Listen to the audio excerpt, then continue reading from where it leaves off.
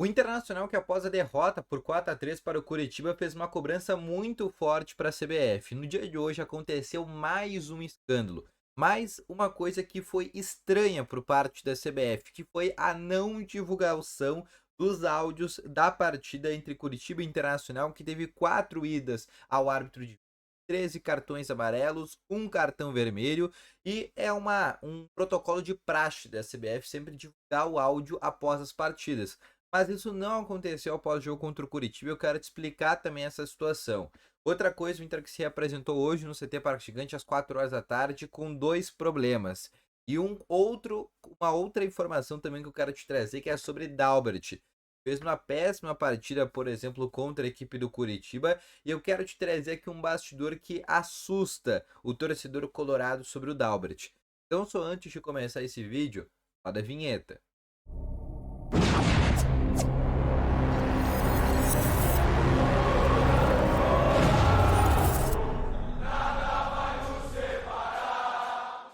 Boa tarde, Colorado. Sejam muito bem-vindos aqui com novas informações sobre o Internacional. E só antes de a gente começar esse vídeo, não esqueça já de deixar o teu gostei, te inscrever no canal, ativar o sininho de notificações, que é sempre muito importante, tá bom? E começando aqui com as informações, o Inter que se reapresentou agora à tarde no CT Parque Gigante, às 4 horas da tarde. O Inter que treina nessa segunda-feira, que foi um trabalho regenerativo após a derrota por 4-3 contra o Curitiba. Amanhã, na terça-feira, aí sim, o técnico Eduardo Cudê faz a última atividade de maneira mais intensa para o jogo na quarta-feira, às 7 horas da noite, contra o América Mineiro, no estádio Beira-Rio, com expectativa de 20 mil torcedores para esse jogo, tá bom? Mas tem duas grandes, péssimas notícias no dia de hoje para o Internacional. A primeira delas é se tratando do René, tá bom? O René, o departamento médico do Internacional confirmou, a assessoria do Inter confirmou, e ele tem uma lesão, né, uma lesão muscular, e ele vai ficar fora por cerca de 3 a 4 semanas.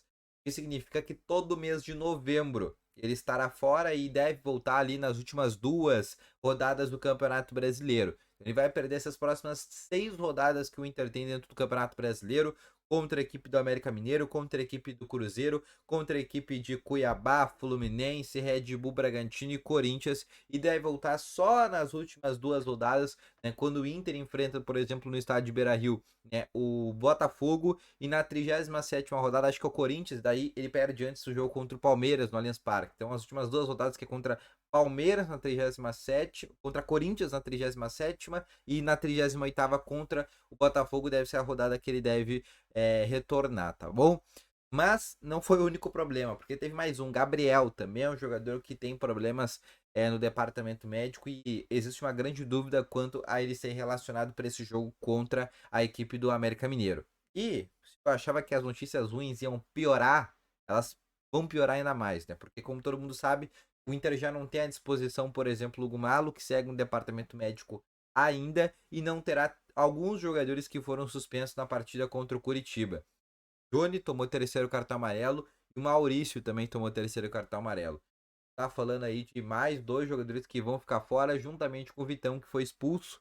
Então a gente tá falando aí de 5 jogadores titulares que não vão estar à disposição do técnico Eduardo Cudê, além de Matheus Dias e também do lateral esquerdo Tauan Lara, que seguem com a seleção olímpica na disputa do Pan-Americano, tá bom? E além disso tudo, né, para não dizer que só tem notícia ruim, tem duas boas notícias, que são 2 retornos, no caso do Gabriel Mercado e também do Wanderson, que retornam também da suspensão, tá bom? Trazendo uma tendência de escalação. Eu sei que é difícil trazer uma tendência de escalação nesse momento, mas é a tendência que deve ir a campo, que deve ter o Rocher no gol, o Fabrício Bustos na lateral direita, aí o Igor Gomes e o Gabriel Mercado, e na lateral esquerda o Dalbert. Sim, é o único lateral esquerdo disponível hoje no elenco. Mais à frente, o Rômulo, na vaga do Johnny, ao lado do Arangues, mais à frente o Alan Patrick, o Wanderson e no lugar do Maurício, Carlos de Pena. Na frente, Ener Valência. Essa deve ser a tendência de escalação que o técnico Eduardo Cudê deve fazer, tá bom? Outra informação também que eu quero te falar é sobre o Dalbert, que fez a pior partida dele com a camiseta do Internacional no estádio Beira-Rio. Já não vinha fazendo boas atuações, diga-se de passagem. É um jogador que a gente sabia que não atuava mais de uma temporada. É um jogador que a gente sabia que era tratado totalmente como uma aposta, mas eu não vou criticar essa contratação, porque quando o Dalbert chegou ao Internacional, eu falei, olha, ele jogar o que ele jogou na Europa, e ele fez boas temporadas na França, na Itália, se ele jogar o que ele jogou na Europa, vai ser uma grande edição internacional, até para ser titular no lugar do René. Mas isso não foi o que aconteceu, mas seria oportunismo da minha parte agora criticar essa contratação. Mas já que essa contratação, pelo menos até aqui, ela deu errado, e ela realmente deu errado, o Inter tem um outro problema. Porque por mais que o Dalbert tenha contrato terminando no fim dessa temporada, ele tem um adendo. Caso o Dalbert cumpra uma porcentagem de jogos estabelecida no contrato, ele vai ter a sua renovação automática por mais um ano. Ou seja, o Inter manteria um lateral esquerdo, né, com essa renovação automática, que não estaria dando certo. E como ele vai ter essa sequência de titulares, porque o René não vai estar à disposição, então ele vai ter 6 jogos para ser titular, né, próximos jogos, né, 6 jogos para ele atuar. Então, vai ser um grande problema. Eu não descobri ainda a porcentagem de jogos do Dalbert. Quantos jogos ele precisa fazer para ter a sua renovação de contrato, quantos minutos ele precisa ter atuado. Vou atrás dessa informação e vai ser uma informação muito importante. Mas existe essa cláusula de renovação automática no contrato desse jogador, tá bom?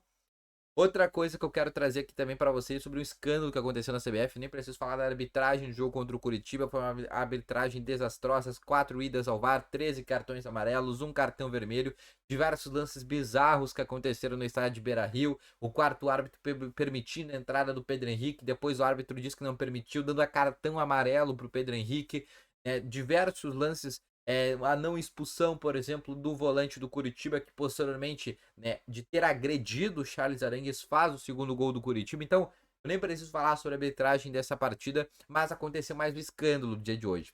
O Inter que divulgou uma nota oficial por meio do seu site do clube, por meio das redes sociais, falando que vai fazer uma representação à CBF para explicar e escutar o que aconteceu nessas idas ao VAR, e também, né, deu uma crítica ao árbitro André Luiz Policarpo, que foi quem apitou a partida de ontem, junto com o árbitro de vídeo. O Inter que vai até a CBF novamente conversar, porque eu sei que muitos podem ter memória curta, mas o Internacional nesse Campeonato Brasileiro foi muito prejudicado.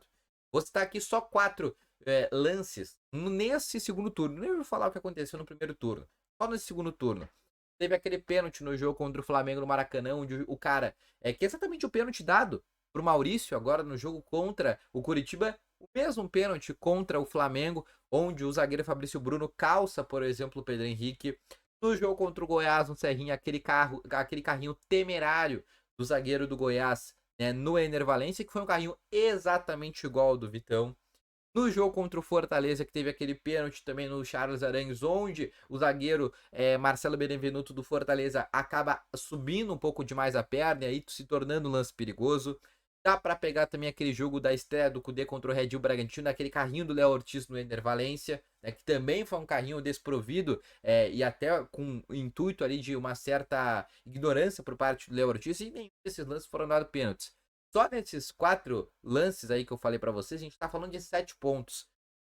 2 pontos contra o Bragantino, que teria dado pênalti, 2 pontos contra o Goiás, 2 pontos, por exemplo, contra o Flamengo, 1 ponto contra o Fortaleza. Só eu tô falando de 7 pontos. Fariam hoje o Inter, por exemplo, ter 45 pontos.